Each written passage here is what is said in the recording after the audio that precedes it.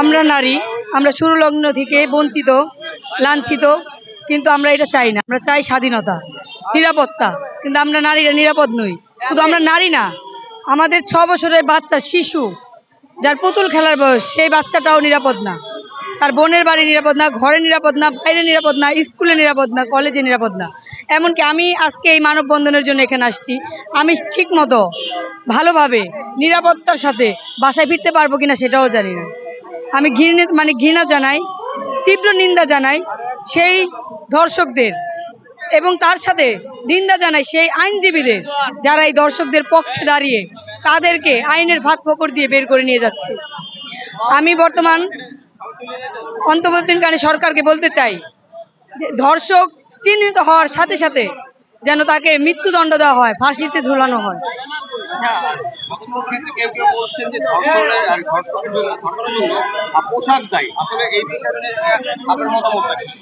ধর্ষণের জন্য যদি পোশাক দায়ী হয়, তাহলে এই 8 বছরের আসিয়া তার কি দায়বদ্ধতা ছিল? সে কোন পোশাকের জন্য আজকে ধর্ষিতা হলো? আমাদেরকে সেটা আমাদের প্রশ্ন, যারা বলে পোশাকের জন্য ধর্ষিত হয়, তাহলে আজকে 8 বছরের এই আসিয়া, যার যৌনতা বোঝার ক্ষমতা নেই, সে যৌনতা কি বুঝে না, জানে না, সে কেন ধর্ষিত হলো?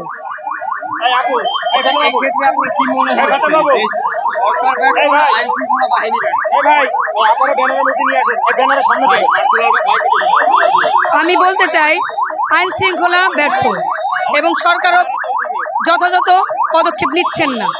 যথাযথ পদক্ষেপ নিলে এই চিহ্নিত ধর্ষককে এইভাবে এতদিন আমাদের আজকে মানববন্ধনে দাঁড়াতে হতো না। তাকে সাথে সাথে ফাঁসির কাছে ঝোলানো উচিত ছিল। আমরা চাই আমাদের দেশে দেখা যাচ্ছে যে তাদেরকে গ্রেফতার করা হচ্ছে, বাট বেশ কিছুদিন পরে তাদেরকে আবার ছেড়ে দেওয়া হচ্ছে। ধর্ষিতা এবং ধর্ষণকারী মুক্ত আকাশে ঘুরে বেড়াচ্ছে। আসলে এই বিষয়টাকে আপনি কিভাবে দেখছেন? এই বিষয়টাকে আমি তীব্র নিন্দা জানাই। এই বিষয়টাকে আমি ভালো দৃষ্টিতে দেখতে পারবো না। এই জন্য একটা ধর্ষকের যে ন্যায্য বিচার, সেটা আমরা পাচ্ছি না, যার কারণে ধর্ষকের হার বেড়ে যাচ্ছে, ধর্ষিত হচ্ছে। প্রতিদিন গড়ে চিন্তা করেন 8 থেকে 10 জন ধর্ষিত হচ্ছে। কেন হচ্ছে?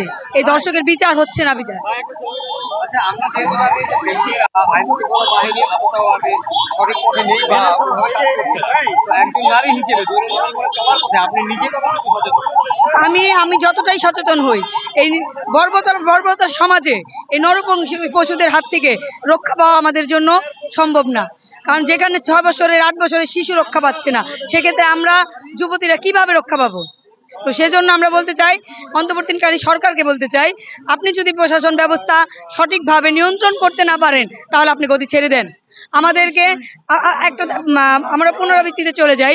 2002 সালে আমাদের রাষ্ট্রমাতা বেগম খালেদা জিয়া যখন সরকার দায়িত্বে ছিলেন, রাষ্ট্র পরিচালনায়, তখন দেখবেন আমরা দেখতে পেয়েছি যে অ্যাসিডের একটা নিপীড়ন বেড়ে গিয়েছিল, কিন্তু খুব দ্রুত সেটার ব্যবস্থা নেওয়া হয়েছিল।